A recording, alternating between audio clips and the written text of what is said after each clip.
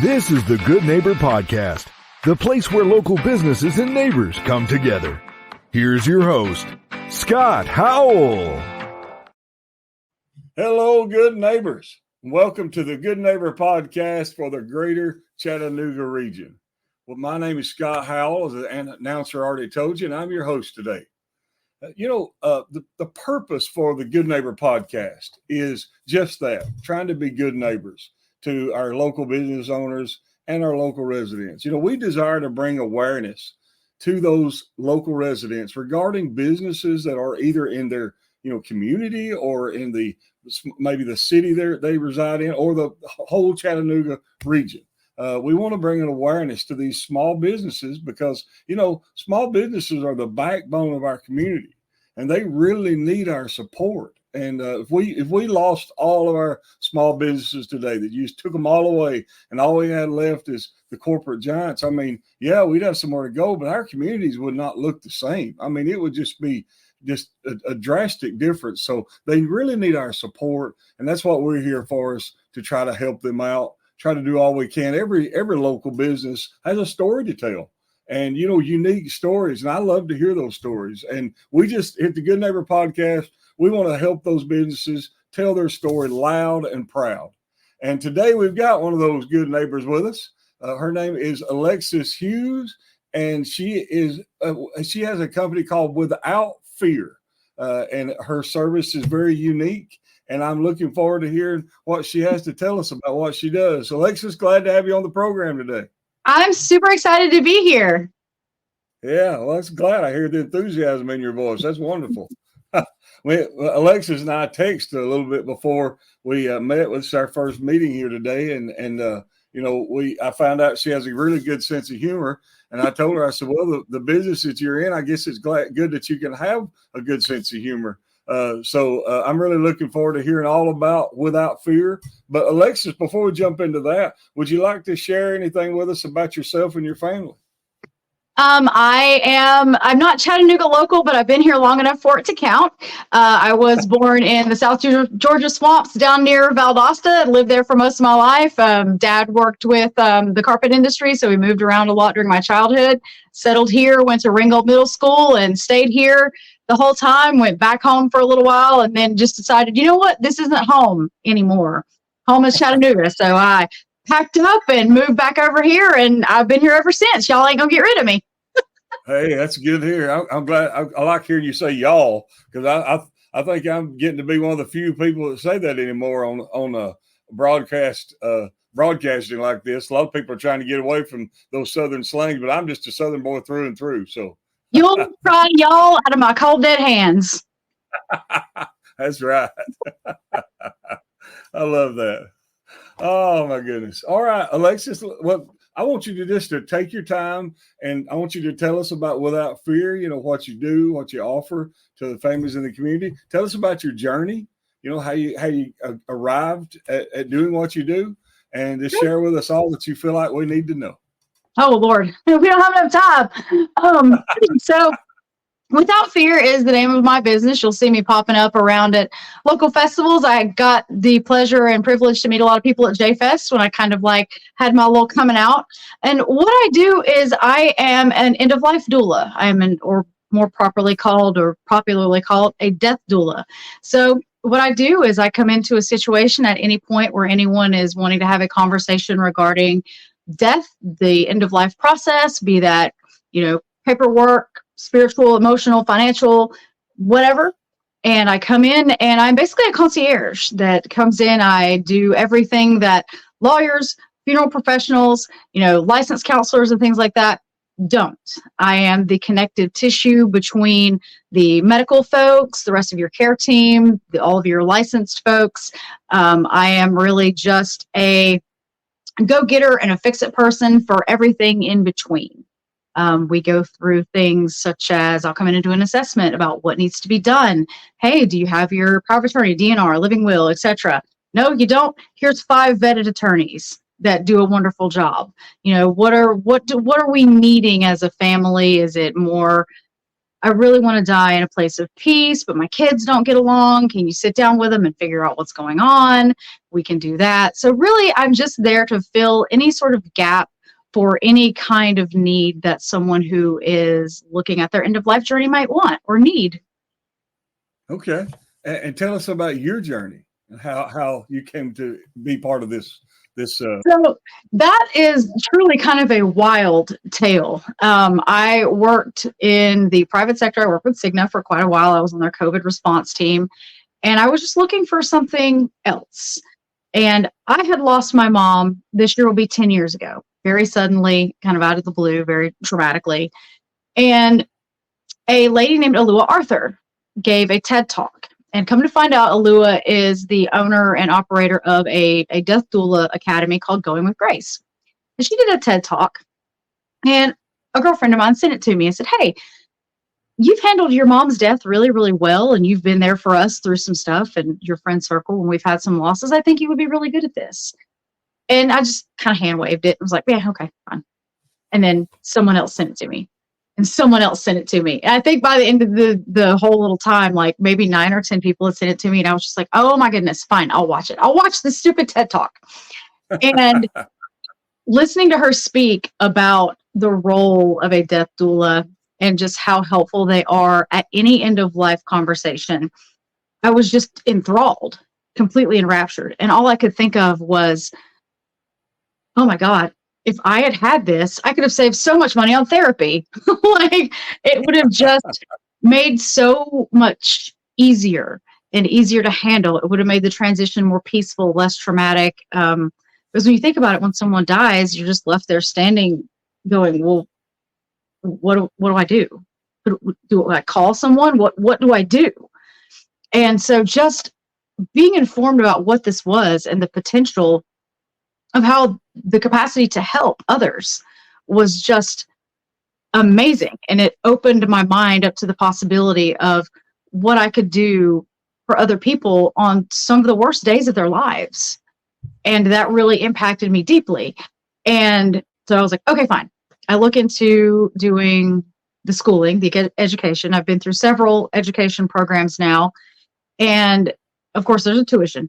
And I was like, oh, geez, well, guess not. And funnily enough, I got a letter in the mail a few days later from an insurance company. Now, keep in mind, this has been about 5 years ago. My grandfather passed away in 2006. And it was a letter from an old outstanding insurance policy that he had. No information or anything like that. And I'm the youngest grandchild. There's 3 kids, and there's like an army of us grandchildren. So, it would have been like my dad, my older brother, then me, in, the line of succession, as it were. But it came straight to me. I called my dad, and I'm like, hey, do you know anything about this? Nope, sure don't. Let me call your aunts and see if they know. No one knew anything about it. And so they said, well, you know what? Clearly that was meant for you. Just take it. Whatever. Fine. It's yours. And so I filled out the paperwork and I sent it back, and they sent me a check, and it was the amount of the tuition. Oh, wow. So I literally opened it up and I looked at the amount, and I just looked up at the sky and I said, fine, I get it. Fine.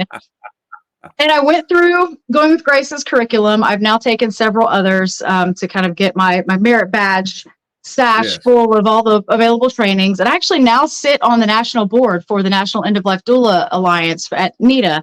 And I oversee with my co-chair the events and education to both educate the public on what end of life doulas do and educate my colleagues on making sure everyone has all of the tools in their tool belt that they need. So it has been like a wild journey, definitely divinely led. So it's been crazy. Yeah. Wow. I had until I had gotten a message from a friend of yours that was nominating you for a podcast recording.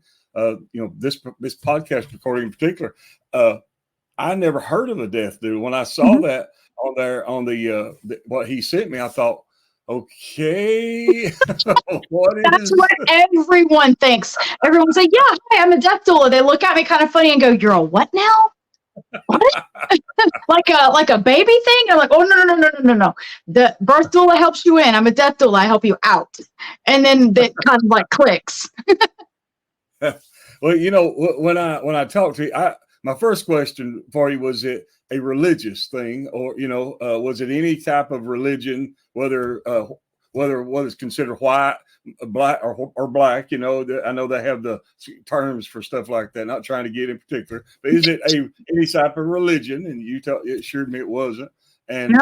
but you said something a while ago that really piqued my attention, and I wanted to kind of repeat it. You said you do everything that attorneys, funeral directors, and all that list of people you named off. You said you do everything they don't do. So Correct. you're the connective tissue. So I wanted to point that out, because just in case somebody's listening to this and didn't catch all that part, you're not trying to replace anybody in those industries. No, absolutely not. Tie all the loose ends together for that individual that's passing and or their family. Exactly. I am their colleague and their teammate.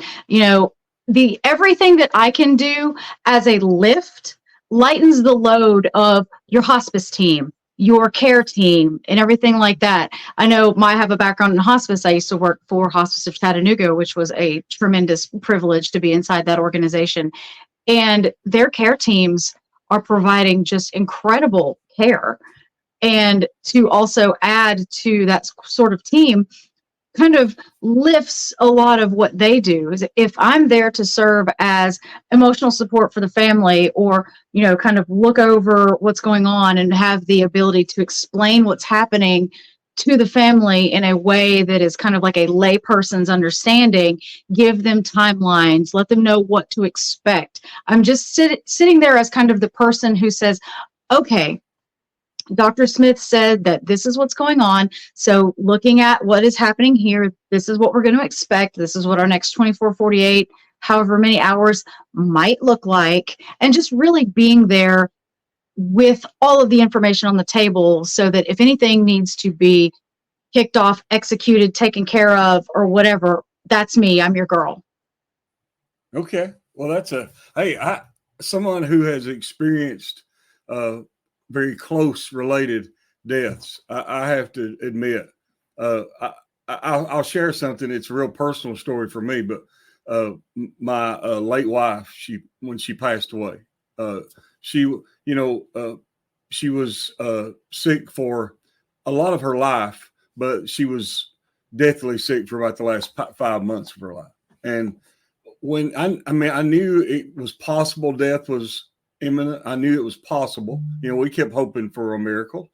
We kept hoping and praying for one, but I knew it was possible. And when it finally happened, I realized how totally unprepared I was. Because my wife was so hopeful for a miracle, I didn't feel comfortable talking to her about things to do at the end, and so there were so many things I had to make decisions on within 24 hours. And I was sleeping part of that 24 hours, so it really wasn't even 24 hours. I had to make all these decisions. I had to make all these different things. And if I could have had someone that, like yourself, that could have stood there and was like, okay, let me help you with this. What about this? What about that? Someone who might have been more comfortable talking to my wife about things, it wasn't that I wasn't comfortable talking to her. I just didn't want her to think that I was taking anything away from her hope of recovery, but maybe there was somebody else that could have helped with all those things and tied those things together. It would have been very beneficial. So I can see what you do. The families that you take care of, no doubt, are greatly appreciative of what you do. Yeah. And that is an awful situation. I'm so sorry that you went through that. That is nobody's favorite day. And how are you? No. Are you okay? Are you well? How are you coping? Yeah, oh yeah, that's been a number of years ago now, and I have remarried, and you even though you remarry, you don't forget them. But right. Yeah, I'm doing good. Thank you for asking. Yeah, of course, and to your point, exactly. And I work very closely with like your funeral professionals and things like that, and we don't do funeral planning, but for example, I have a workbook and we sit down and we go through it, and it's everything from like, hey, what's your Netflix password, to what are the recurring things that come out of your account that everyone's going to look for. And there are redundancies in that.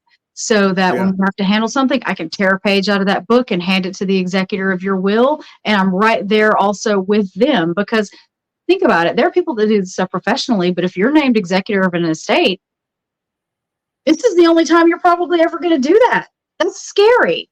You know, one time in your life. Yeah. And yet nobody took a course on how to be the executor of an estate.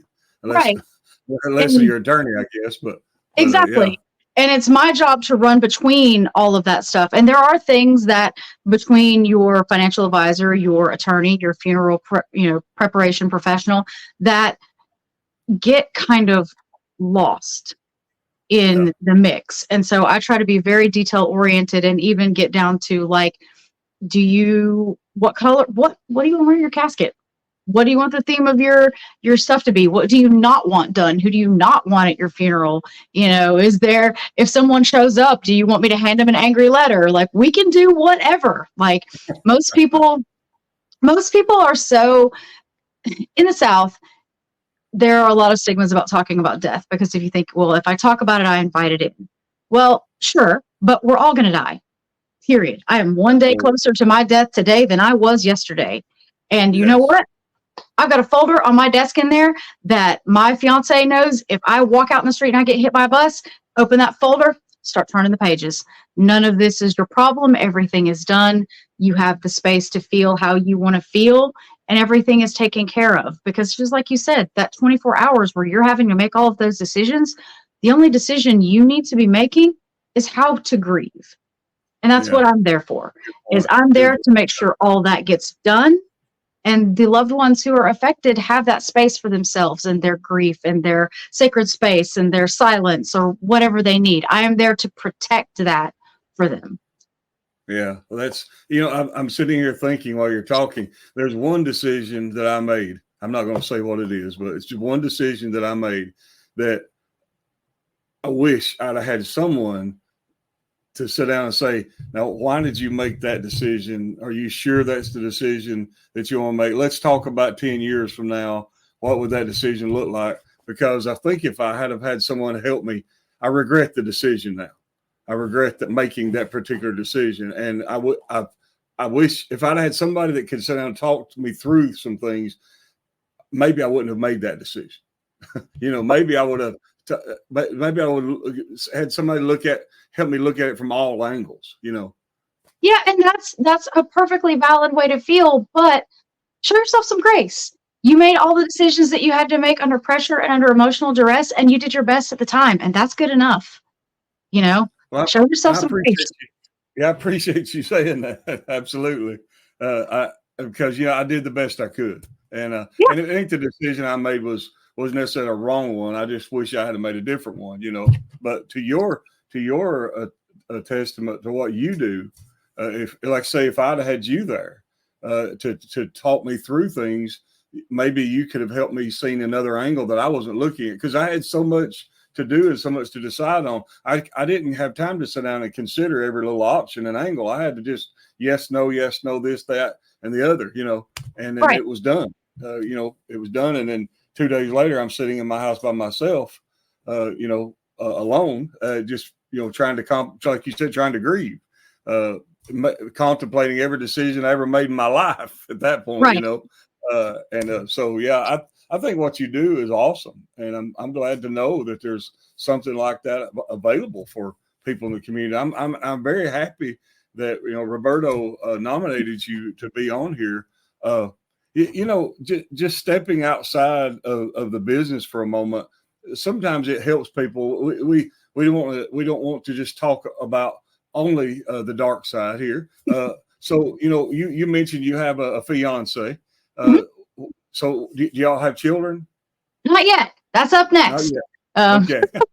Weddings are expensive, and then so are kids. So, well, I didn't know, if you already had kids, he already had kids or anything. But so one thing that I'd like to ask you is, what do y'all like to do when you're not working, when you're not helping a family, and he's not doing whatever he does for work? What do y'all like to do for fun? I mean, Chattanooga's beautiful, right? So yes. And he is an Atlanta transplant, and he was kind of resistant on moving up here until I brought him up here. And I was like, yes, but you love to hike, kayak, etc. Look. Right. And he was like, oh, fine, I'm sold. And we live over in Harrison, so we're just right a hop, skipping away from the lake. So kayaking, being outside, gardening, except, it's 117,000 degrees outside and everything's dying. We're doing our best. We're baby gardeners. And so we've had some really good, like, blueberries and blackberries this year, but everything else is suffering. Everything else is burning up. Yeah. The water bill gets higher and higher, right? That's where we have to just be like, all right, the water bill's coming up. These plants are just going to have to, if they make it, they make it. If they don't, they don't. Well, I know a couple of a good gardeners that have garden places there in Chattanooga. Trying to think nurseries. Nurseries. Mm-hmm. They could probably help you out with some advice on that. Listen, I need it. I would like to ask you a question because this is really something I always try to ask everyone. It's an important question. If there was one thing that you wish that people knew about Alexis Hughes, now I'm talking about the heart of what you do, okay? The Alexis Hughes and Without Fear, but they probably wouldn't know unless you shared it with them. And you'd like to just state it loud and proud here on the Good Neighbor podcast for everybody to know. What would that be? I'm here to help. Outside of my business, I also work with the Alzheimer's Association. I work with them for fundraising and Over the Walk. And I am so heart driven to be a service to my fellow human being and build a longer table and anything I can do to help. You can call me at 3:00 in the morning to help you change a tire on 75. Like, I am here. My information is public, and I'm sure you'll hand it out too. If there's anything I can do to help, any space, anytime, any way, whether that be end of life or other, I'm here. And thank you for that. That's beautiful. So I didn't know Without Fear was also a roadside assistance company, but Without Fear, right? So one thing popped in my head while you were saying that. Who is typically the person that you need to talk to? Is it the person who is actually passing, or the person who's kind of overseeing the business affairs of the person that's passing? Who is it that you typically need to talk to? So generally it is going to either be someone who, God forbid, has received a diagnosis like, hey, I've got a cancer diagnosis. I need to start planning, so that's pretty popular. Or people who have had a sudden death and now don't know what to do with everything. I also work with legacy, like digital legacy, like all of your online accounts, organizing estate sales, Swedish death cleaning, all of that comes after. And no matter when we get involved, I will still care for you after everything is said and done. I still contact folks 3 months, 6 months, 9 months, 12 months to check on them, to make sure that they are okay. And if, we have some other stuff going on, like some grief stuff, then I can make reservations and for other service providers and things like that to hand it off. I am holistic care all the way around at any stage. I unfortunately had a student who had a friend killed in a motorcycle accident, and he was in his 20s, and he said, my friend died, and I just realized, what happens to all my stuff? Who tells my parents? And so, we just had to have a conversation like that. If folks are local, I'm going to do some death cafes here around at local coffee shops, and I can make those known on my social media. And all that is just an open forum to come in and have some conversations.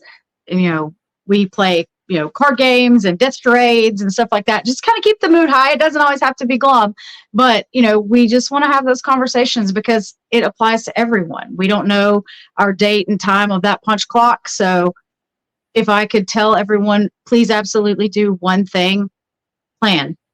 Even if that's going to a lawyer and getting your estate or your will done, and you never talk to me at all. If you love your family, please get your papers in order, or else I'm going to have to be the one dealing with them on the back end, and it will be awful. I promise. Like, not to be glum about it, but if you love your family, please handle your affairs. Yeah, good point. Good point. And death, like you said, death comes to us all.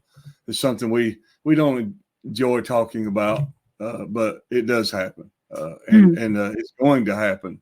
As I used to hear preachers say when I was a little boy, you can go to the graveyard and there's long graves instead of short graves, and there's long death dates, the long dashes in between the birth and death date, and then there's short ones. It's going to happen to all of us, and thank you for being out there for people and being there to take care of people when they're in that time of need. Would you take just a moment and share, any information that you could give people as far as contact, or maybe if they want to know more about you, whether it's online or offline? Yeah, absolutely. So my cell phone number, and I give you my personal cell phone number, is 423-304-6111. Shoot me a text first so I know you're not a telemarketer. And then we can have a call. I am withoutfeardoula@gmail.com or withoutfeardoula.com. I do blog posts and things like that, just so you can kind of know what you're getting into. And I'm also Without Fear Doula on all of the socials. And for the benefit of all of us out there that maybe don't to spell as good as others, how do you spell doula? DOULA. D as in David, OULA. Okay. You got it. All right, just and give that email address one more time, so now we know how to spell it. Yep. Without Fear Doula, all one word, @gmail.com. Okay. All right. And also, are you interested in talking to any companies that are related to some of those industries you were talking about that might be able to provide services to families? Are you interested in talking to them as well? Yeah, absolutely. Anything I can do to be part of a small, medium, large care team, or, I would love to be able to meet as many of my end-of-life colleagues and planning colleagues as possible. That way I can vet them to people who come to me, because not everybody's needs are the same, and knowing what everyone offers can help me match them as a referral source with people that need them. Absolutely. Do you have any certain industries that you're really needing more than others right now that you might want to name? Always lawyers, always assisted living, memory care, end of life, things like that. Funeral homes, anybody that does any kind of stuff like that, cemeteries, and even for me to be able to kind of go out and chat with people. If you have a venue and you would like to host a death cafe or a workshop or anything like that, and I promise they're not all scary, they're really actually fun. I would love to host stuff and just make my presence known and give people an opportunity to come out and talk. Okay. All right. Well, it has been a pleasure having you on today. And thank you so much, Alexis, for taking the time and coming out and just being with us and helping us understand what a death doula is and the wonderful service that you offer to all the families out here in the Chattanooga region. Well, thank you so much. And I'm happy to be here. I'm just happy to be here and happy to assist. Well, and to all the good neighbors of the greater Chattanooga region, after meeting Alexis and learning more about what she offers to our families in this community, I know that she hopes that you will consider what she has to offer. If you've never really thought about having someone come in at this time of your life or this time of your family's life to help out and tie those loose ends together to make sure the burden is not all on you, and especially not on you after they're gone. Consider what she has to offer. Chat with her, talk with her about it. See if her service might be for you. You may be pleasantly surprised. I know that she probably appreciates referrals, and you might be that next family that's saying, "Wow, y'all really need to talk to Alexis." So consider that. And I'd like to thank all the listeners out there for taking time out of your day for sharing the Good Neighbor podcast with your home, your radio, your phone, however you're listening. Thank you for being with us. And don't forget to support all the locally owned and operated businesses in your area and across the Chattanooga region. They really do need our support. And all the communities, sometimes people say, what do you mean the Chattanooga region? Well, according to what I understand, roughly speaking, our region goes from Cleveland to Dalton, from Jasper to Benton. I think it's about 9-10 counties all that it encompasses. So remember, there's a lot of good communities with good small business owners out there who need your support. And again, my name is Scott Howell, and I'm with the Friends and Neighbors Group. Everyone go out and make this a remarkable day. Thank you for listening to the Good Neighbor Podcast. To nominate your favorite local businesses to be featured on the show, go to gnpcleveland.com. That's gnpcleveland.com or call 423-380-1984.